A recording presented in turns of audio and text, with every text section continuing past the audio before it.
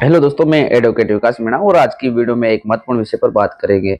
जो हो सकता है कि आपके लिए भी महत्वपूर्ण हो। और अगर आप हमारे चैनल पर फर्स्ट बार विजिट करें तो वीडियो को लाइक कीजिए और चैनल को सब्सक्राइब भी कीजिए। दोस्तों, जो भी हमारी वीडियो डलती है वो कानून से संबंधित जानकारी के लिए वीडियो अपलोड की जाती है। तो आप अगर कानून की जानकारी लेना चाहते हो और आपको अगर कानून की जरूरत है तो आप वीडियो को लाइक करके घंटी के आइकन को भी क्लिक कीजिए, जिससे कि हमारी वीडियो डलते हैं आपके पास पहुंचे। दोस्तों, आज की वीडियो का हमारा मुख्य टॉपिक है कि डोमेस्टिक वायलेंस के लिए क्या समय सीमाएं। अगर कोई भी पत्नी डोमेस्टिक वायलेंस का अगर केस दर्ज करवाती है तो वो कितने समय तक वो केस दर्ज करवा सकती है, क्योंकि टाइम पीरियड निश्चित होता है इनका।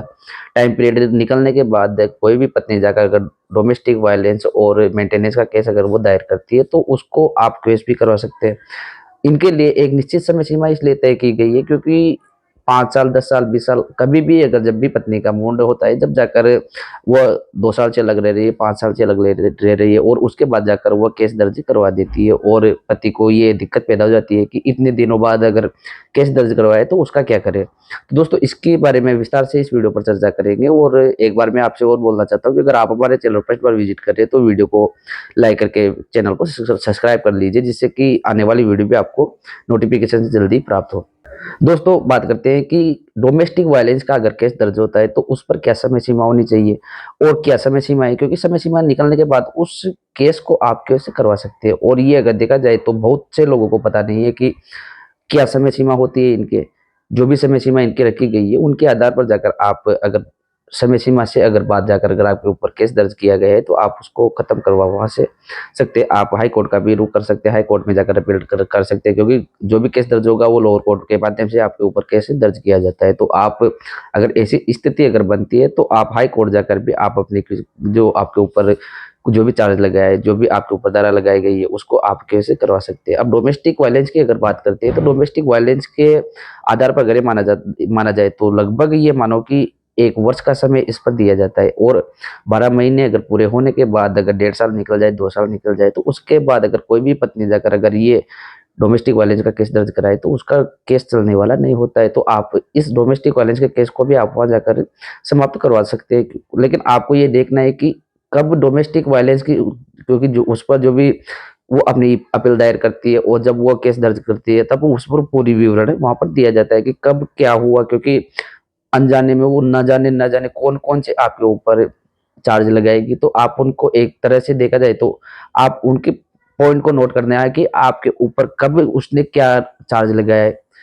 उसने क्या समय सीमा बताई गई है उस पर। तो अगर ऐसी स्थिति में अगर 12 महीने से ज्यादा अगर किसी भी व्यक्ति के ऊपर अगर कोई डोमेस्टिक वायलेंस का केस दर्ज किया जाता है तो उसको आप वहां जाकर कैसे करवा सकते हो और इसका बेनिफिट आपको जरूर मिलेगा। अब दोस्तों, अगर बात करें कि कुछ सीआरपीसी जो मेंटेनेंस का केस है,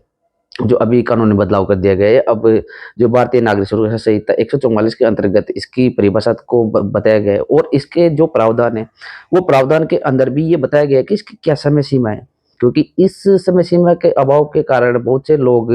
अनजाने में मेंटेनेंस भी दे देते हैं, वो आगे जाकर उनको परेशानी का सामना करना पड़ता है, क्योंकि 2 साल बाद, 3 साल बाद, 5 साल बाद जब भी उनके ऊपर केस दर्ज किया जाता है तो वो डायरेक्टली सोच लेते हैं कि नहीं, अब तो मेंटेनेंस देना पड़ेगा। लेकिन इससे बचने के भी अनेक उपाय है।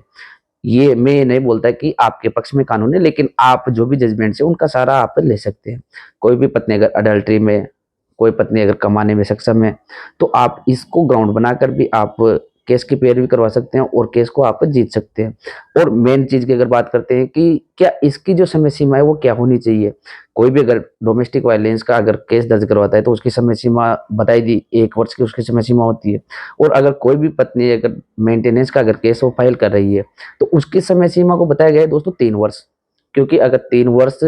एक एक साल तो जब केस दायर करने में निकल जाता है और 3 वर्ष का जो इस पर समय सीमा है, 3 वर्ष की जो समय अवधि है,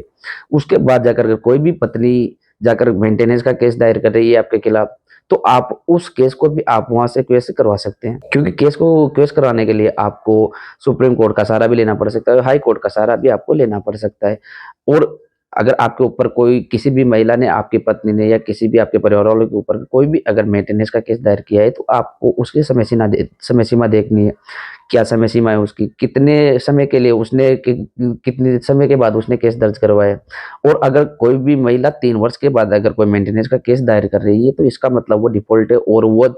आप चाहे तो उस केस को आप वहां जाकर भी खत्म करवा सकते हो। और बाय द वे, अगर आप ऐसा नहीं कर पाए, फिर भी अगर कोई भी महिला ने अगर आपके खिलाफ मेंटेनेंस का केस दायर किया है, तो एक पॉइंट तो आप 100% वहां पर लिखेगी कि सर मैं कमाने में असक्षम हूँ।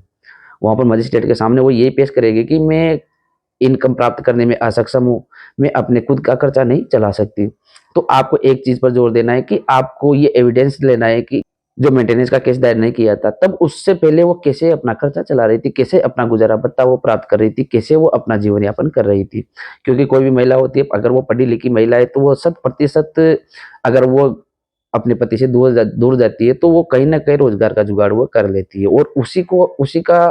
बेस बनाकर आपको फायदा उठाना है। क्योंकि जब तक आप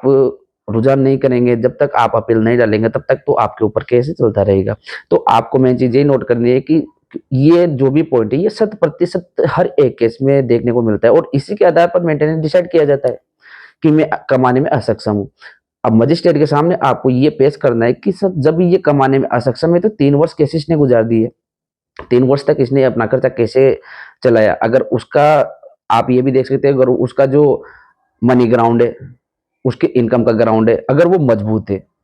वो कहीं ना कहीं से अगर इनकम प्राप्त करे, तो आप इसी को बेस बनाकर भी आप अपने जो भी आपके ऊपर मेंटेनेंस का चार्ज लगा है, उसको आप समाप्त करवा सकते हैं। और अगर कोई भी पत्नी का चरित्रहीन है, तो आप उसकी एविडेंस के आधार पर आप अगर,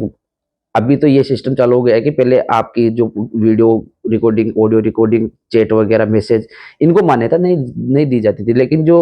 अभी का जो नया कानून बनकर आया है, उसके अंतर्गत, एविडेंस एक्ट के अंतर्गत, आप इनको सबमिट आप कोर्ट के अंदर करवा सकते हो, और आप इनका फायदा आप ले सकते हैं। तो दोस्तों, मुझे लगता है कि ये जानकारी आपको पसंद आई होगी, और अगर जानकारी पसंद आई तो वीडियो को लाइक कीजिए, शेयर कीजिए, और चैनल को सब्सक्राइब भी जरूर कीजिए। और मिलेंगे अगली वीडियो के लिए, जब तक के लिए थैंक यू।